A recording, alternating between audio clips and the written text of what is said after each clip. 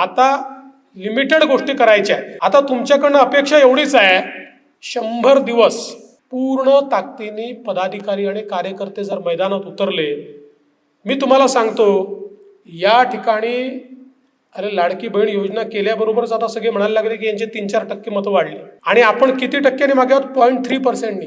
2% मतं जर आपण वाढवली, 2% तर 200 वर चालले. 200 जागा येतील आपल्या. 2%ची किमयाती असणार आहे.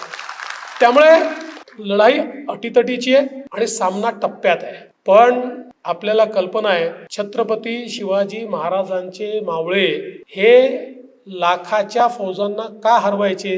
कारण त्यांच्या मनामध्ये हे पक्क होतं की आमची लढाई ही जशी राजा करताय तशी आमची लढाई देव देश आणि धर्मा करताय. आमची लढाई आपल्या अस्मिते करताय. आमची लढाई आपल्या रयते करताय. सर्वसामान्यांकरता आमची लढाई आहे. आणि म्हणून त्याच्या मनामध्ये जी ऊर्जा असायची, जी विजिगीषू वृत्ती असायची, ती वृत्ती घेऊन तो उतरायचा.